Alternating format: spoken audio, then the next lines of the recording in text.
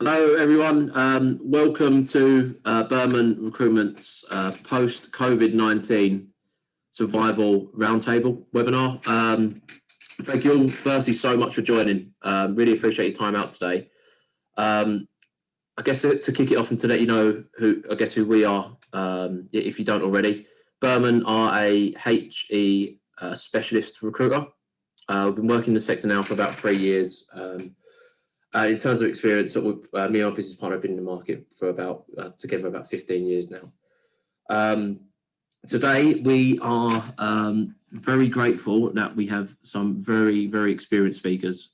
I don't know whether everyone's seen the agenda, but just to go through it, today, to start off, we have Dean Stokes, Director of Planning from UCL, discussing some of the challenges they've had over there in the past year or so, and their sort of strategy moving forward.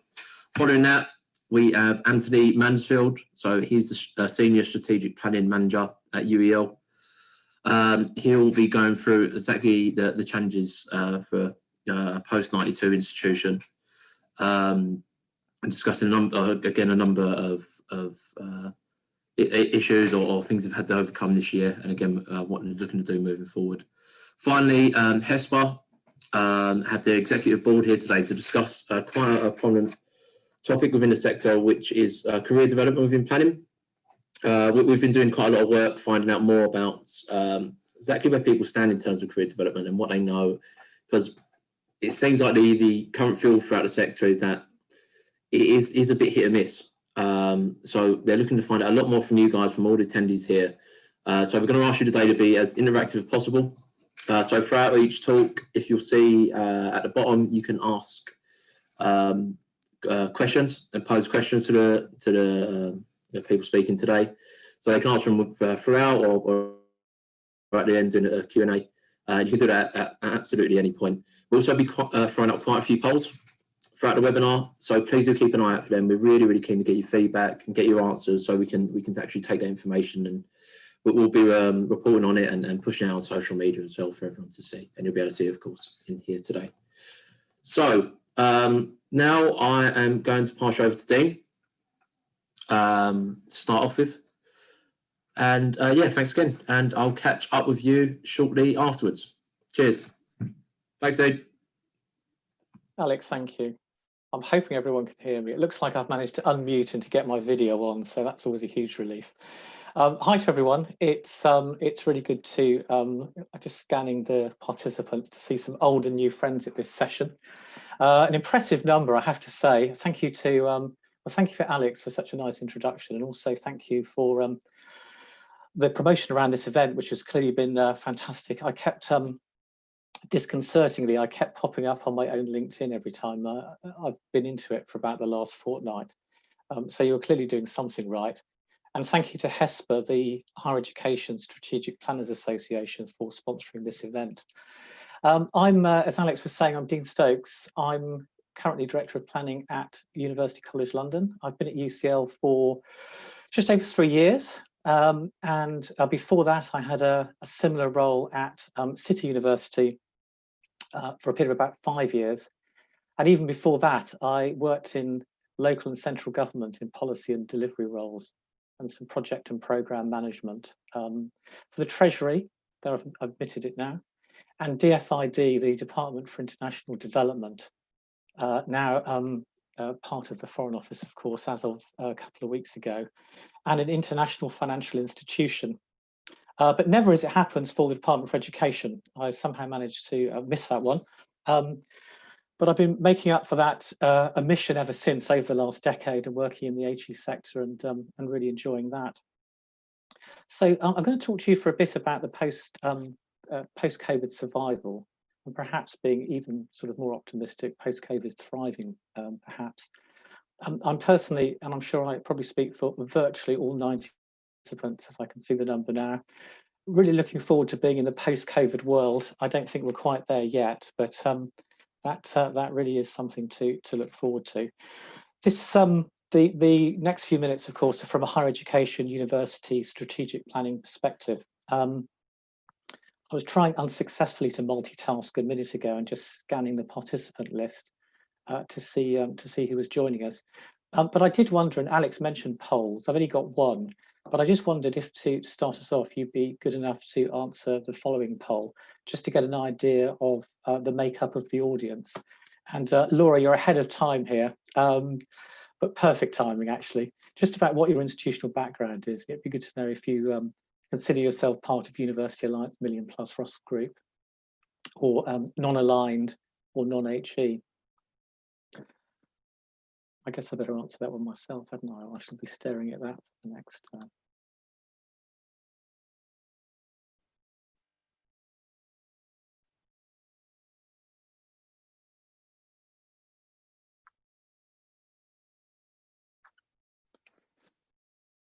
So thank you. I'll carry on a bit whilst that's on in the background. But if the results are available, it'd be good just to just to flash those up. I think I wouldn't be here talking to you as in the role I'm in if I didn't. But it's really great and also a challenging thing about being strategic planning at the moment. Oh, here we go. Oh, fantastic. Well, you know what, Berman, you apart from being all over LinkedIn, you've also managed to achieve a pretty good spread across various parts of the HE sector. So that's fantastic, and also good to see some non-HE colleagues as well. I'll try not to be too kind of this is primarily going to be about HE, but I'll try not to get too obsessive about that. But as I was saying, I think a great and challenging thing about being in strategic planning at the moment is you do get to be involved in so many areas of work. Maybe not always the doing, but certainly the planning around them. And so with something like this, that does, as a consequence, mean that I will end up describing and talking about the work of many colleagues. And I wanted to acknowledge that, especially since if my scanning is working, a few of them are in the event and might notice. And it goes without saying that these are just a few of my thoughts based on professional experience rather than an official UCL line. As the flyer from Hello Kate Hyam, I'm glad that bit's working as well. Okay, so I won't be claiming responsibility for UCLEs. So as the well-chosen words for this event said, I think it's uncontroversial to say that 2020 has been a year like no other in all of our professional and personal experiences.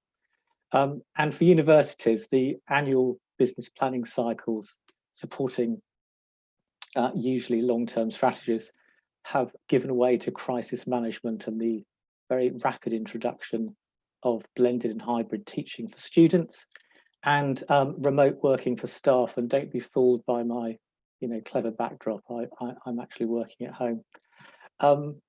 Impressively, national and international research efforts have been directed to towards COVID-19. And as we know, of course, have moved with extraordinary speed. And although there is nothing fantastic about a pandemic, it has been really great to see, I think anyway, universities doing what universities do best and solving society's problems. And it's really good after, I think, perhaps a time when universities haven't always had the best press, to see that really important role coming to the fore. And at the same time, of course, evidence emerging of the pandemic's disproportionate impact on many groups, but including early career researchers and often those with caring responsibilities. So with that, I just wanted to provide a bit of an overview. And I know we've got quite a bit of time for questions and for some discussion. And I think these sessions are going to, I think the one thing we've all learned over the last few months is these sessions work best when they're interactive. So do feel free to ask questions, and also do feel free to simply give some points of view. But I'm going to look at the COVID challenges that UCL faced, many of which I think, talking to colleagues in the sector, appear to be quite common to the Russell Group and other higher education mission groups and non-aligned institutions. And I suspect go quite a bit beyond HE. But I had to pick three. So I've grouped things around planning how. The meaningful pause there is quite significant and requires a comma. Talk a little bit about students and staff, which I suppose you could probably aggregate to people, but particularly thinking in those two groups. And also have a bit of a think about space as well. For all you Star Trek fans out there, I don't mean space, the final frontier, of course, but the more down-to-earth variety, and things like our offices and our teaching spaces and our timetabling and that sort of thing. So let me start with planning and how. As I say, I think the comma is quite significant there. How to do planning. It's worth recalling at this point, I think, where we were back in March and what COVID seemed like it meant for universities, and particularly for student income. And without being too Russell Group about it, I think, you know, most of us anyway were planning around quite a significant loss of international student income. And that would have been significant and existentialist for, I think, all of the institutions that we represent. And certainly for us, it was something that really went to the heart of the model and how financially, as well as academically, that we balance the university between the research efforts that are so often solving society's problems that don't tend to make money directly, and international and other students who we wish to attract for all sorts of reasons and for the diversity and vibrancy they bring to universities, but who also tend to be the parts of our budget which provides some of the funding for the other activities. So this sort of loss of student income was clearly what we were planning for. It's not in most cases how things panned out in the main, but it certainly felt very existentialist for us, given the relationship between research funding and international student income. So one of the things that we did, not uniquely, but was moved to a crisis management, a gold, silver, bronze position, and using scenarios to plan what we were going to do in those early weeks of the pandemic. I don't think most of the general headings are probably not unfamiliar, but getting education online, supporting students, supporting staff, as I said, preparing at that time for a bit of a budget challenge. And some reflections on how that played out and how we did it. I know not every university chose to go down down that road. We were quite lucky in having some really talented ex-military colleagues in our faculty, actually, and within impressive titles like Rear Admiral and Brigadier. And so we we very quickly moved to utilise a lot of their experience, often having to moderate for culture as well. I think I was using this example the other day at some sort of session where I think the basic ideas of how you make decisions rapidly and prosecute the results of those decisions worked really well. But we would sometimes, and this is a very small thing, but I think it was quite telling, you know, spot things in drafting that perhaps were a little bit too command and control and a bit too military in their outlook. And I can remember one occasion where, you know, we did decide, I think we caught it at the last minute, that a line which said something on the lines of the president of Provost will command his subordinates to do the following, we thought might be taking this whole thing just a little bit too far. But I think the basic idea was the right one, and we had to temper it when necessary. One quite key part of it that I think is worth highlighting was actually the separation, the very, very clear separation of the planning side of activities, strategic planning, from the implementation, from the doing. And we did end up, I don't think the colours are particularly significant, but with a kind of aquamarine part of Silver Command and a sapphire part of Silver Command that divided the work between the implementation in what it was 2019, 2020, and the you know, the planning activity, which was for the following year, for 2021 in that case.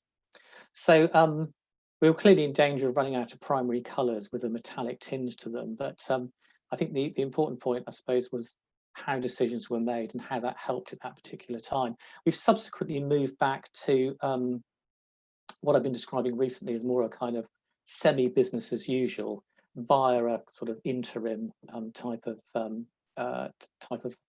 crisis structure. But it did work. Now, as well as coming up with kind of a few manageable categories across this vast area. I'd also want to kind of come up with a post-COVID survival point, though, as I said, I do quite like to think about it as post-COVID thriving rather than surviving.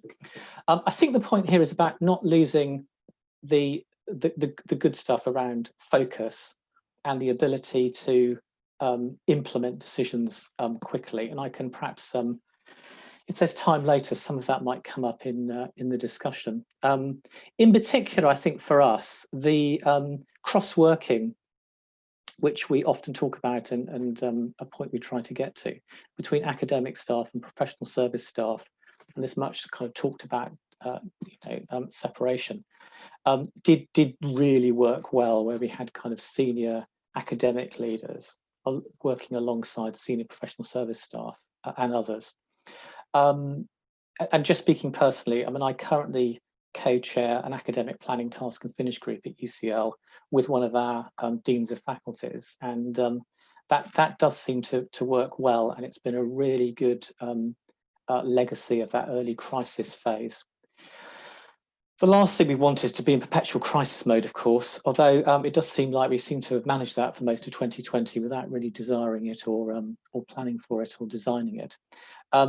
But maybe, as I say, with this sort of planning how section, it's actually helped us to think differently about other and better ways of operating, and not losing that kind of quite collegiate, consultative and engaging way that we've got at universities of arriving at decisions and cases for change, but perhaps just managing to temper that with the need at times to work with a little bit more pace. So that's planning and how. The next part I was going to talk about was just around kind of students and staff, i.e. people, as I was saying. I think one of the things here, and this is such a vast area again, but I think the headline here was about keeping up with and balancing sometimes common wishes, but sometimes competing wishes between student and staff preferences around well-being. And thinking about students, of course, I would encapsulate both current students and prospective students at that time and now. And there weren't always tensions between these two areas, but I don't know whether I've quite got my physics right here, but I sort of think about it as being a little bit like two relatively powerful magnets that you're trying to, they don't need to kind of like completely kind of merge or collide, but they can't be too far apart. And at different times, they were different competing forces. And to generalize it terribly, I think we did find quite consistently during the course of this year that students most often, not always, had quite a strong preference for as much face-to-face teaching as could possibly be delivered safely. And of course, some were more cautious, and some had particular reasons why that simply wouldn't have been possible, whether it related to health or to international travel or a combination. And similarly, staff, many wanted to be back on campus and operating. Some wanted to, but couldn't. But there was certainly quite a kind of, I think it was quite purposeful and quite well arranged, but sometimes quite a messy dance between the, overall strong preference for face-to-face teaching, perhaps on the other side, a little bit more caution about what would be feasible, both in terms of materials and technology and getting online, and also what could be physically done on campus. So there's a whole host of issues there, and I really would like to fulfill my promise of not talking at you excessively, but I hope there's a few kind of areas that we might open up there during discussion. I think again, thinking about what's the kind of lesson to derive from this, we were able to find a very workable compromise that looked at 1, 2, 3 hours of face-to-face teaching, articulated early on within a temporary operating model that would work in terms of what we needed to do to implement a new way of working, but also worked, I think, very well in terms of how we were able to then translate that into something in the form of communication to students. But I really think if I was going to pull out just something around that as a post-COVID lesson, I think it was the involvement both of the trade union side and also of the students' union, really deep and meaningful engagement in our governance processes, but in a way where I do think that both of those groups felt genuinely involved in some of those large and difficult early decisions.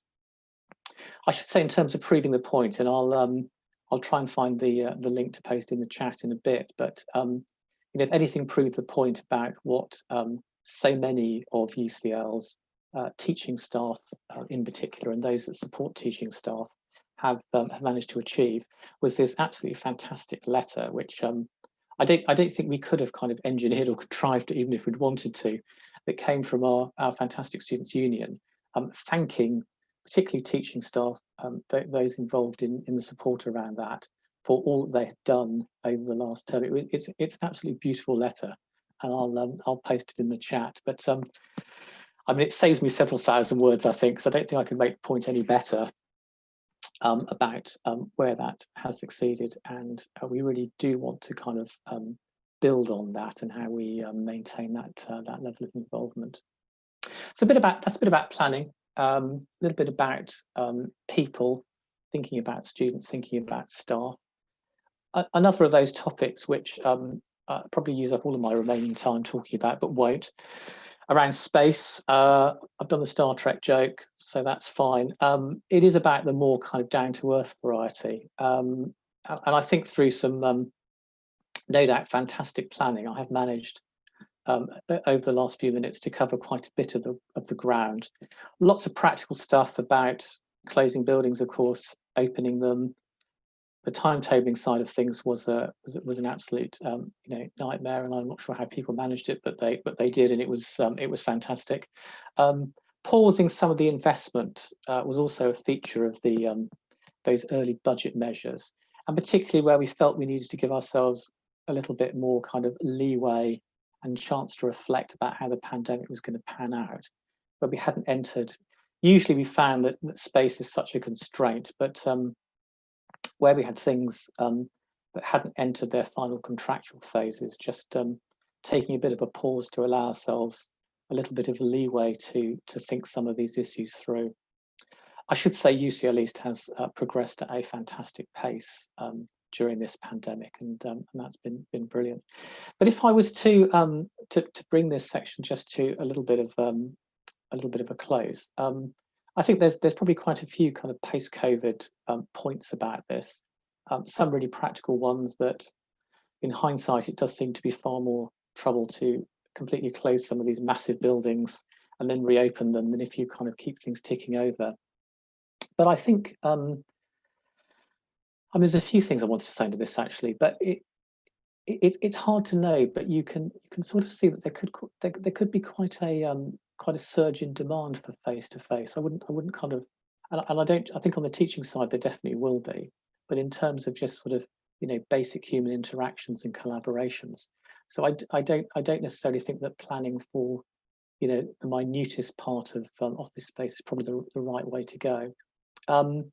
It's very topical for us, and without being too parochial about it, I think the largely central London location is significant, and I believe the figure for sort of a desk in central London is somewhere between about 9,000 and 10,000 a year. So that really is at a premium. But there does really seem to be an opportunity here, I'm sure, for many of us to really kind of create some inspiring workplaces. And I know those sound a bit like words, but you can imagine something which is a bit less about a place that we have to go with some sort of regularity, with a little bit of working at home, and something which is more of a kind of inspiring collaborative space. And if you were to push me to try and say in a little bit more detail what that might look like, haven't quite designed one, but I can't help feeling that there must be some inspiration that we can take here from some of our really fantastic collaborative research spaces.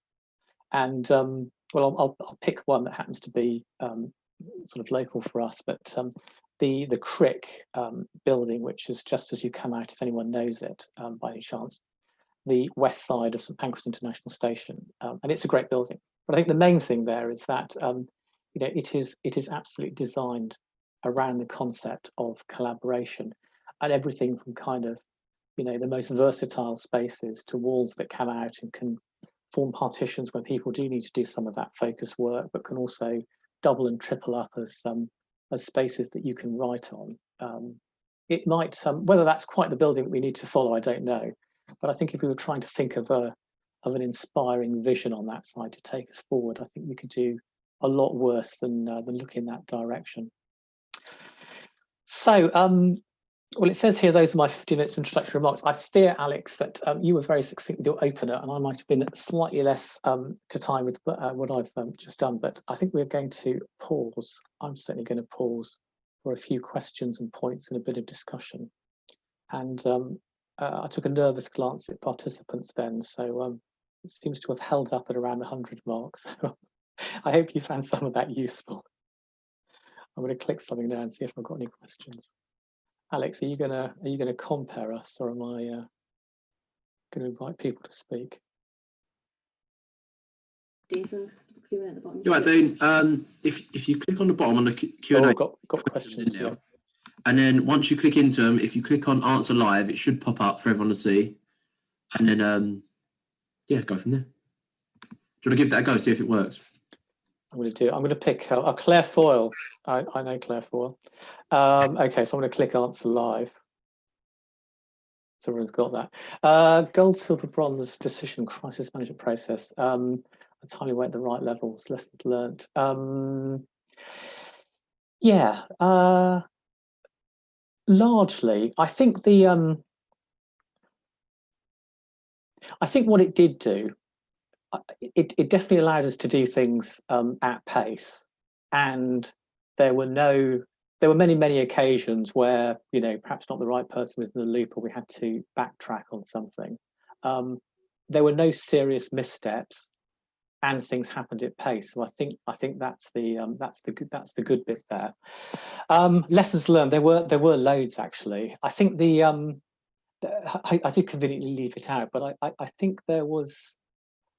I'll pick out a couple actually. One was that I think the pace and the enthusiasm for making sure that we maintained academic leadership that had quite a sort of mix of people from across the institution meant that we were sometimes kind of almost like making people in charge, and perhaps they were I don't know, I'll pick on a generic director of operation, there wasn't a particular one in mind, who was having to kind of make decisions very quickly, working in a way that was quite unfamiliar to most of us. And it wasn't always natural or easy for that work to connect up in those early days with the professional service director lead. And so some of that was a bit messy. In all honesty, some of that probably alienated a few people and made a few people feel a bit confused about what was going on in those in those early days. So and proliferation was another thing actually, because I forget the number now, but I do recall that there were we were getting well into double figures with the number of I didn't talk at kind of bronze level or particularly at sort of gold level, but there really were kind of we were getting into double figures with bronze groups, and bronze groups were kind of spawning task and finish groups, and it was almost becoming a sort of half of somebody's job to keep track of that on a weekly basis. So possibly the enthusiasm, ironically, that the command and control overall, to keep some command and control of that, probably could have worked slightly better. I'll stop on that one because I probably want to pick another one here, haven't I?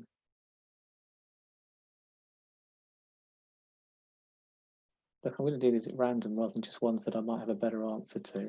So Elizabeth Condor was asking about cross-institutional networks in managing crisis. Hesper London Federal Networks. I'm not just saying it because I know that Hesper is on the line, and I think I'm part of that roundtable later. But yeah, really important. And I think the fact that those many of those groups existed, it was it was really important in those in those early days, because I think it would have been very easy. Do you know the great thing about higher education, I think, and it has become, I suppose when I came into it, the transformation was starting into a very much kind of different. I hesitate to use the word marketized because it sounds a bit loaded and a bit pejorative. And I think those groups, some of which you've mentioned there, Elizabeth, were really important. And why were they important? Sometimes I think just for reasons of kind of solidarity and probably keeping everyone moderately sane. But I think also because we have, my take on it anyway, is that over recent years, in so many areas, we've managed to maintain that kind of collaborative way of working across our different institutions. And so I think, there's still an awful lot of, we may not want to share the kind of detail of our, pipeline of new programs that we're hoping are going to win lots of new students at particular quality and, large shares of market. We might be a bit more sensitive about that. But many areas, I think, operationally, how we're delivering, the evidence is that we're very, very willing and open to share and discuss those things. So I just think that keeping everyone a little bit grounded and a little bit sane, probably they had very positive implications for. But also where it made sense, and things like the timing of messages to students just is one example that comes to mind. I think it was just really important to ensure that we were doing right by students and external stakeholders, and that was it was helpful but also vital. I'm going to leave Hesper colleagues to comment a bit more on that. I'm going to take in order now. So genuinely, we're going to Richard Clayton. I'll try and come back to any that I've missed out. So yeah, Richard, you're asking about a shift to 2 to 5 year rolling forecast planning rather than more traditional academic year planning cycles. Yeah, I'd like to. I have to say that I don't know if I just published your. Yeah, I have to say I think I don't know about you, but I think we're finding that quite difficult at the moment. Partly because of the pandemic, although to be honest, with in the case of UCL, it's also partly because we of course have a new provost coming from the University of Sydney who'll be starting in January. And that's a really exciting time, and it's obviously a shame to lose the current one. So it may be that we're in an odd position, but we have, as part of semi-business as usual that I was describing, we have just this term restarted looking alongside the budget reset at student number planning, and starting to move to a slightly more kind of succinct plan on the page for our faculties and professional services. But we're, I have to say, finding it quite challenging to do any meaningful planning beyond 21-22. That's been quite difficult, actually. Though I can't entirely disentangle for us which of those are just about maybe not taking lots of big decisions before a new provost arrives, and the pandemic. You would have. There's probably going to be some sort of readjustment here, isn't there, where we can't kind of keep planning on a sort of operating model for the next year and academic priorities. So I think what lies behind your question is probably, and hopefully, what we'll see ourselves move towards. I would hope, though, that it would be because that is a kind of sensible planning cycle that leaves enough scope for some readjustment year on year, rather than there having to be any kind of dramatic shifts unless justified by some external factors, rather than as a response to external bodies. But I know we went through a bit of a phase.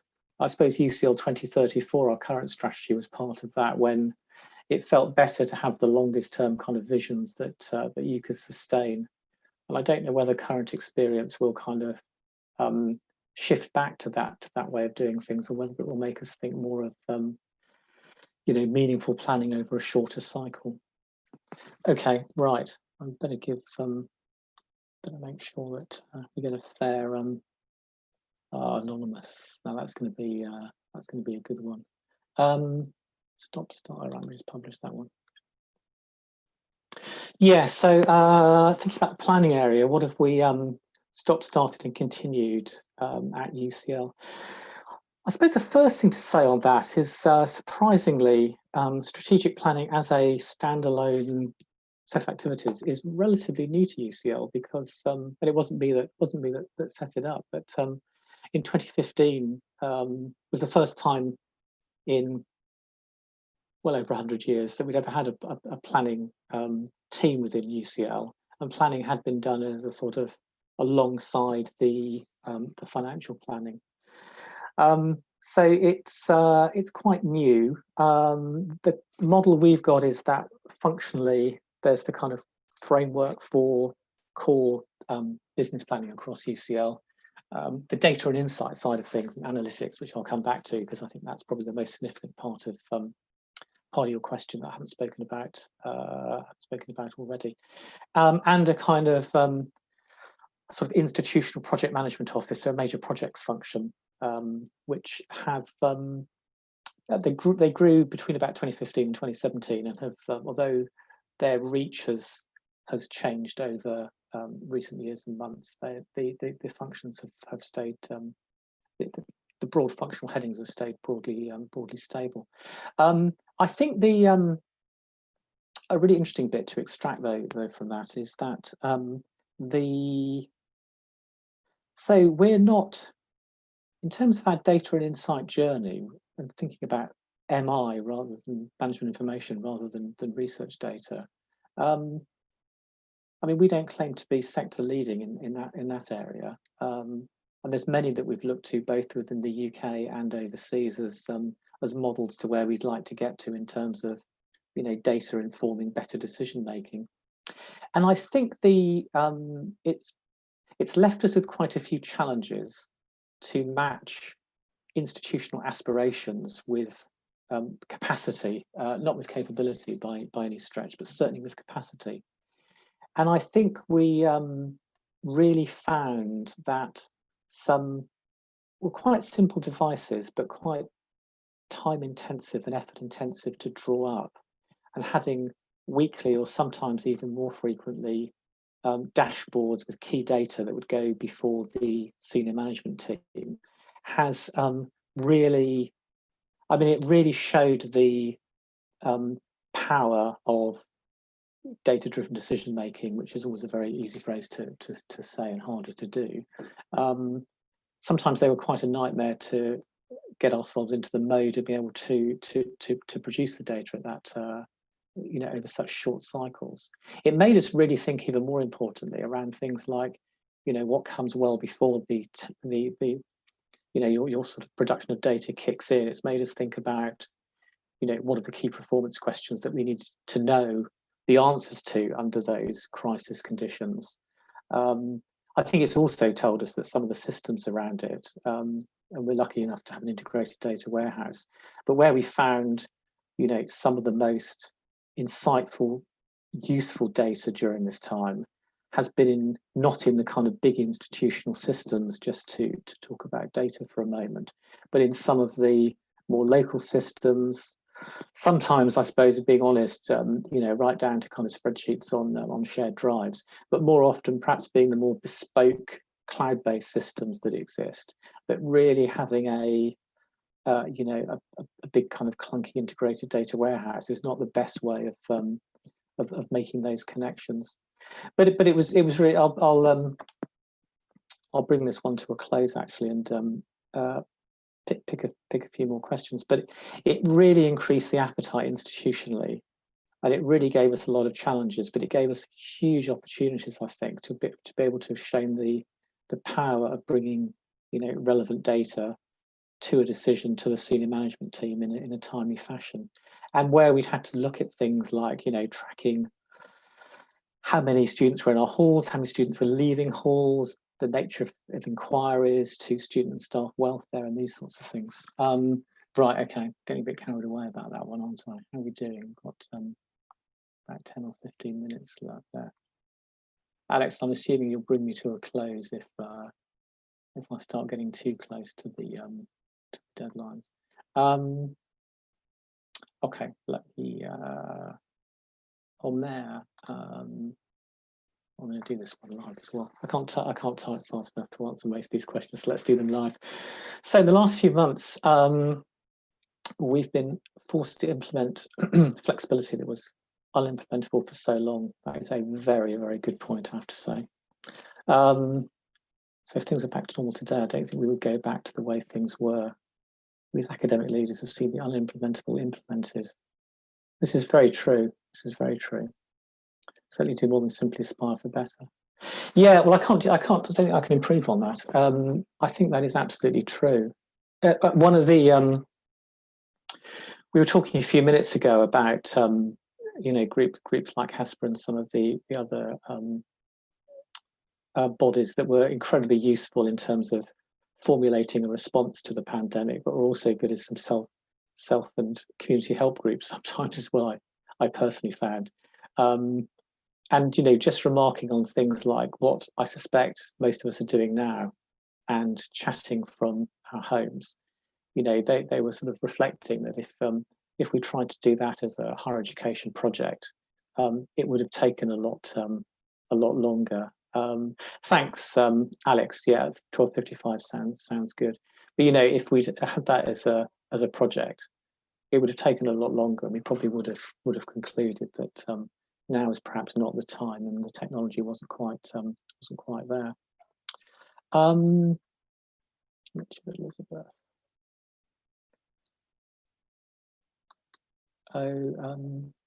Cassie Moran. Yeah. So who ran the short-term crisis planning and in what ways? Yeah, that's a good one. It was hard to tell sometimes who was running the short-term crisis planning. Actually, it was. So we had it. That was a flippant answer. It dovetailed enough into standard governance that we still had, the president and provost as gold commander. I think a title that he quite liked. I think he was quite glad to go back to president and provost as well.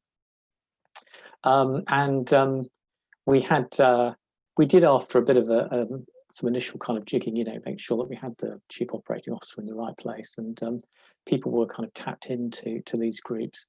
But we did that joint chairing of the emergency side of things that I described at the moment, where I'm jointly with a senior academic chair in the academic planning task and finish group. We did do some of that. I suppose the an interesting thing about that is I don't think that does conform with the how to do a crisis manual. So that was an adaptation which runs counter to put one person in charge so everyone knows who's responsible for what, including them, and you don't have those kind of blurred lines. So that model that I've spoken so enthusiastically about at the moment did kind of come from some of that joint sharing. And strategy planning was involved in a number of ways. So some of which I've spoken about. Crucially, with the Sapphire, I know I was being a bit flippant about the various botanic things, but that Sapphire part of, so you've got gold, you've got silver. We split silver into aquamarine, looking at what was then in year, more operational side of things, and Sapphire looking at the kind of planning for the not very far ahead, to pick up another point, but for the following year. And so we were kind of particularly involved in that, doing planning in quite a different way. So it really wasn't the kind of slightly more extended writing strategic operating plans. This really was helping coordinate, bringing kind of data and ideas and coordination to the table, helping, sometimes as well, simply being prepared to kind of muck in and help out. And there were times when I thought, well, we don't want to get overwhelmed with tasks like supporting certain groups or acting as conveners or secretaries to groups. But I was also quite conscious that there were just times when somebody had to be prepared to do certain things that were perhaps not the most glamorous tasks in the known universe. So we also, took opportunities to do some of those things. There were a number of key groups that I've not talked about. So just to perhaps give a slightly better idea and to just to expand on it a bit, we had, because of what I was saying about, I think we were all worrying about at the time, student recruitment.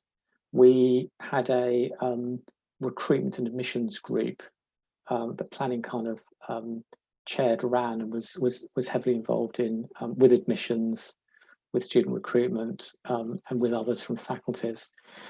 We had a financial sustainability group. Both of those reported laterally into silver and upwards into gold. That was looking at short and medium term measures to ensure that if the worst case scenario around the budget were to transpire, that we had put in place the relevant measures and the relevant planning, including taking some of the short-term opportunities around non-pay costs, so things like travel, which were perhaps some of the less painful things to start saving some money on, as well as the planet. Yeah, I probably missed out one kind of really major. If anyone from the UCL planning team is on and is feeling a bit miffed because I've managed to leave out one of the crucial areas we're involved in, do shout. Yeah, Steve, let me just have a look at this one. So, could COVID be the critical catalyst to UK higher education abilities, BAE to scale and flex provision of education to more students, but less within practical outcomes? Yeah, that's Steve. That's a great question as well. That's a really topical one at the moment as well. I'm not sure I can tell you what we're thinking about, whether I'll give you the answer to it. Yeah, so one of our key planning tasks at the moment, not just for strategic planning, but across the institution, but we're heavily involved in it, is looking at and narrowing down options for what the operating model is going to look like for next year. And it's some of the things we're thinking about. Well, I think it goes a little bit like this actually, which is we were lucky enough, partly because recruitment, what happened did not pan out as pessimistically as it could have done, and I think the whole A-level thing helped us as well. So we have, particularly undergraduate level, over recruited very significantly in a few areas, and that is we can serve students in the way that we need to in the current environment, and no doubt we will in the new one as well. But there is quite a challenge there to say, well, given that kind of real bulge of intake, we're obviously doing certain things now about how we're planning our intakes for next year to ensure that we're, whichever way we decide to go on it, that we're taking account of the fact that there is quite a significant bulge, both at undergraduate and PGT, but particularly at undergraduate. But other considerations that have been aired in those kind of nice sort of strategic discussions that we all find ourselves having from time to time is around, well, we've also got some data, some feedback from students that with certain programs, they prefer online. Sometimes they make the distinction between core and enrichment activities and or social activities. In some cases, nobody can, absolutely can't wait to get back to face-to-face. So some more nuance around choice is coming into this as well. And then there's also the considerations about, well, what sort of organisation are you? So although we are thinking about, and there might be, more online or blended offers that are designed in that way over the coming years, it's probably, I don't want to make up UCL strategy kind of as I go along, but I think that's one of the things that it's likely that we will try to do that where it makes sense for students and for others, but it's unlikely to be a kind of massive new strategic direction. Yeah, so I'm not quite sure how I'm answering that question, but I think it's there are definitely things in there which will flex provision in a way that works for everyone. But I don't think for us necessarily it will signal a massive change in direction. Right. Okay, I'm not managing the time brilliantly, Alex, am I? You're going to jump in just a sec. Yeah, I like the anonymous one at the end here, though. I like all I have to say. I'm sure I've been keeping up with the chat as well as I might, and I will try and do some answering in writing in a sec, where I've not. Yeah, the culture is God, that's a tricky one, isn't it? Do you have a view about how the culture of HEI has changed as a result of COVID? Yeah, it's I suppose the thought on that would be that in many ways, culture being so fundamental and basic, you would actually hope that it wouldn't change out of all recognition. I do hope within that, though, that I've talked about lots of things that would come under the heading of culture. If you think of culture as that definition of the way that we do things around here, and I think some of those are quite significant changes. I have to say, I'm gonna pause in a minute, but I'll end on a really positive. There are so many that could be ended on, but really positive kind of note for the sector and for UCL. But I do really think, and I contrast it with some people that I know, not within the higher education sector, but in sort of personal life, who've worked for other organisations and companies, who've often said all the right things about, people are our greatest asset and we look after people. But then when things have got very difficult, haven't felt as if that has been walked. The talk has not been walked. And sometimes people have sent me some quite horrendous examples of that. And I've really felt that the university culture and that kind of really looking after people, that has come to the fore. And I can't help being extremely proud that we have managed under quite a lot of duress and difficulties that are not over yet by any means, to really kind of live those values around looking after people during difficult times. So perhaps that will give us some self-confidence. Anyhow, right, I'll try and do a job of picking up some questions in writing. You must have heard enough from me by now, probably. Dean, in terms of the other questions, we've noted them all down, so we can always send these out to attendees after.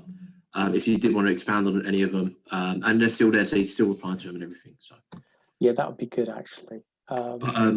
There's quite a few in the chat as well, which yeah, okay, that sounds great. Thank you.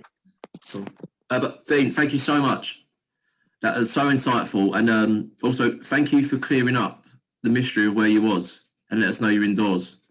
So I know that we're concerned. I would have fooled you, wouldn't I, if I hadn't said it? But thank you so much, mate. Really do appreciate it. Thank you for your attentions. No worries whatsoever. Take care. See you later. See you later, mate.